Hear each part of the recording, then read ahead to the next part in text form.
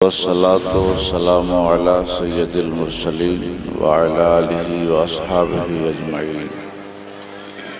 औज़ु बिल्लाहि मिनश शैतानिर रजीम। बिस्मिल्लाहिर रहमानिर रहीम। क़ाला नबी सल्लल्लाहु अलैहि वसल्लम क़ल्बुल मुमिनी अर्शुल्लाह। आमनतु बिल्लाहि सदक़ल्लाहुल अज़ीम। मोहब्बतों के साथ दुरूद शरीफ का नजराना पेश कीजिए। अल्लाहुम्मा सल्ली अला सय्यदना शफीना हबीबना तबीबना बारिक वसल्लिम सलातु व सलामुन अलैका या रसूलल्लाह सल्लल्लाहु अलैहि वसल्लम। ओ भाई साहब, मैं सो के उठ गया हूँ, आप भी उठ जाइए ना थोड़ी देर। आप भी उठ जाइए, आप ही से बोलता हूँ, सो थोड़ी देर उठ जाइए। ओ चाचा, हम भी उठ गए हैं, सलातो सलाम के लिए उठे हैं, आप लोग भी उठिए। देखिए, मैं इसका कायल नहीं हूँ कि 2-4 मिनट तकरीर हो। बीच में किसी अच्छे खतीब की अच्छी तकरीर हो रही थी, मैं सोच रहा था कि उनको 1 घंटा बुलाया जाए, महफिल ख़त्म हो जाए। ये 2-4 मिनट बोल के वक्त को ज़ाय करना ये मेरे ख्याल से होता है। कौम को कोई बात नहीं कौम तक पहुंचती है। बहरहाल हुसूल बरकत के लिए और हुक्म की तामील के लिए आ गया हूँ। सो रहा था और यकीनी सो रहा था।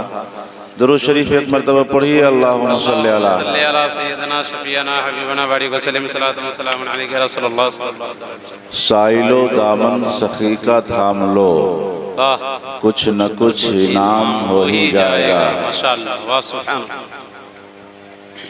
ओ चाचा, ओ कनी सुना ना, कनी देर मैं जाग गया हूँ। साइलो दामन सखी का थाम लो जी, साइलो, और जोर से साइलो दामन सखी का थाम लो, कुछ न कुछ इनाम हो ही जाएगा। मुफलिसो उनकी गली में जा पड़ो, बाग़े खुल्द इकराम हो ही जाएगा। और ए रज़ा, हर काम का एक वक्त है। ए रज़ा, हर काम का एक वक्त है, दिल को भी आराम हो ही जाएगा। बोलिए जोर से आप लोग भी। सुभान अल्लाह। दीवानगी इश्क बड़ी चीज है सिमाप,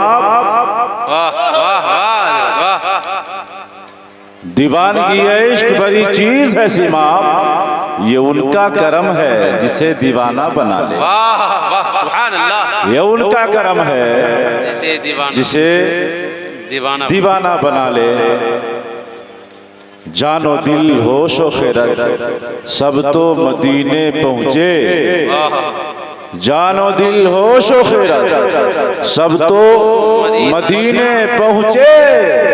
तुम नहीं चलते रज़ा सारा तो सामान गया, तुम नहीं चलते रज़ा सारा तो सामान गया।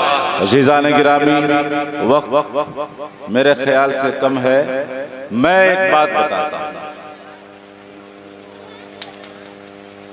ज़हन हाजिर कीजिए। अच्छी बात मैं थोड़ी देर आपके पास पहुंचाने की सादत हासिल कर रहा हूं। आज कपटौल की बाबरकत जमीन, मैं गवाह हूं इस बात का। 1995 या 1996 जी जी जी जी, जब गुजरात की जमीन पे मेरी तालीम हो रही थी, उस वक्त मेरी तकदीर जाग रही थी, मेरी किस्मत बेदार थी। सरकारे मदीना ने मुझ पे करम किया। कहिए ना सुभान अल्लाह, सुभान अल्लाह। और सरकार का बाले मुबारक हमें अता हुआ। बड़ी लंबी दास्तान है, सुनाए तो तकरीर ऐसी ही खत्म हो जाए, वक्त आपका ऐसे ही खत्म हो जाए। हजरत,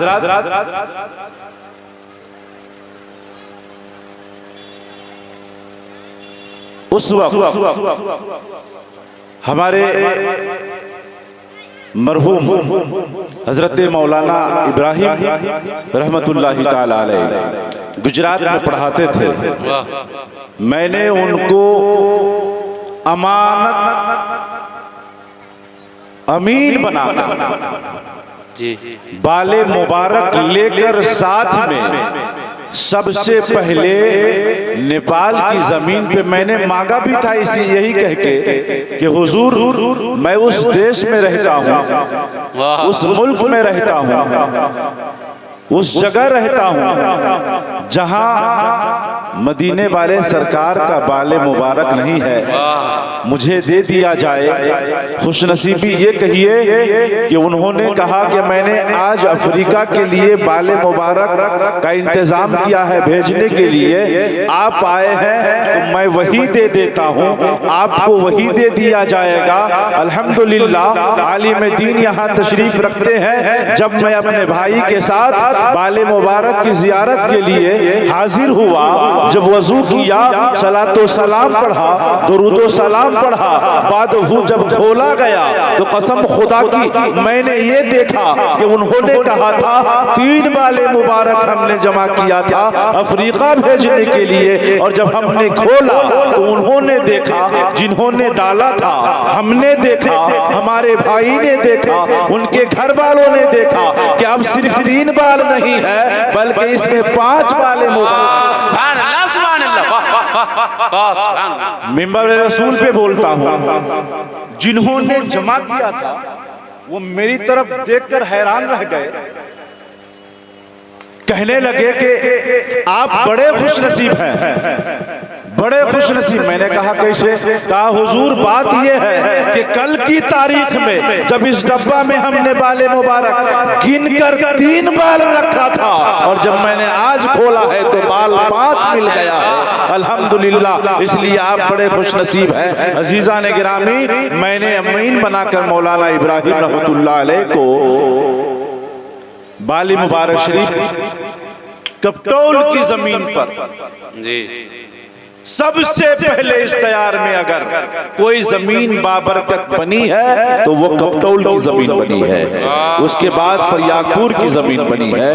बिहम्दिही ताला, ये उसी का फैजान है। आज मैं आपसे एक सवाल करता हूँ कि आज हम मुसलमान और मोमिन हैं, हमारे मौलाना साहब मोमिन हैं, काजी साहब मोमिन हैं, अदीब साहब मोमिन हैं, मुफ्ती साहब मोमिन हैं, सारे आलिम मोमिन, सारे अवाम मोमिन, हमारी माँ बहनें मोमिना है ना जी।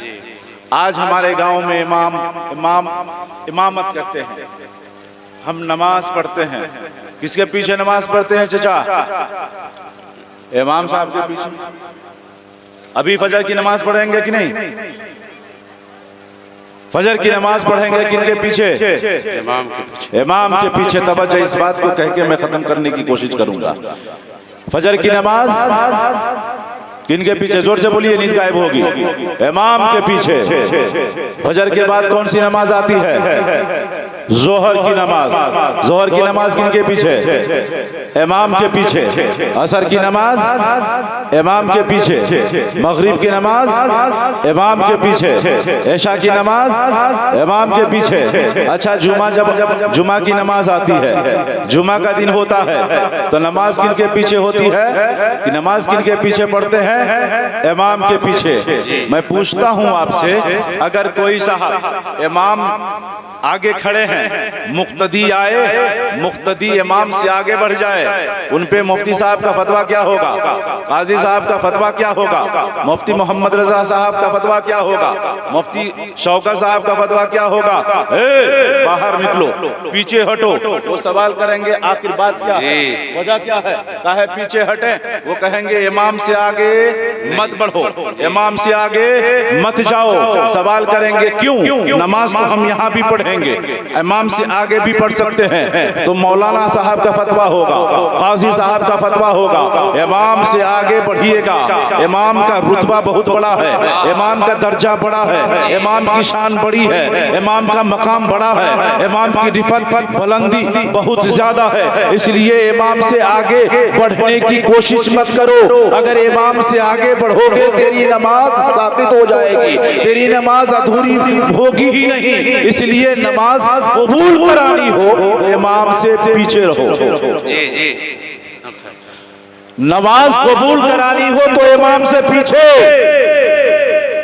तमाम मोमिनों से सवाल है मुसलमानों, जब तक आप जीते हैं, जागते हैं, जिंदा हैं, हम जिंदा हैं, आप जिंदा हैं, नमाज पढ़ने जाते हैं फजर की इमाम के पीछे, जोहर की इमाम के पीछे, असर की इमाम के पीछे, मगरिब की इमाम के पीछे, ऐशा की इमाम के पीछे, जुमा की इमाम के पीछे, ईदैन की इमाम के पीछे, जब तक जागते हैं आप नमाज इमाम के पीछे पढ़ते हैं, जब तक जीते हैं आप नमाज इमाम के पीछे पढ़ते हैं। लेकिन वही मुसलमान जो जिंदगी भर इमाम के पीछे नमाज पढ़ रहा है, इमाम के इक्तिदा कर रहा है, इमाम की पैरवी कर रहा है, लेकिन जब उसी मोमिन का इंतकाल हो जाता है, उसी ईमान वाले का इंतकाल हो जाता है, उसी मुसलमान का इंतकाल हो जाता है, फजर की नमाज पीछे पढ़ रहा है, जोहर की नमाज पीछे पढ़ रहा है, असर और मगरिब की नमाज पीछे पढ़ता है, ईदैन की नमाज पीछे पढ़ता है, लेकिन जब उसी मुसलमान का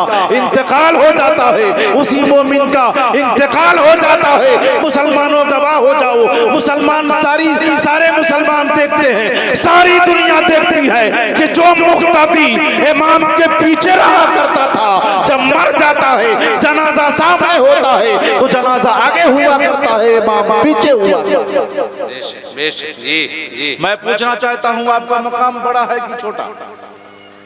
अल्हम्दुलिल्लाह, मुसलमान वो होता है जो मुकाम रखते हुए जीता है, और जब मर जाता है तो अल्हम्दुलिल्लाह रसूल अल्लाह की बरकत से हमारी शान और बढ़ जाया करती है।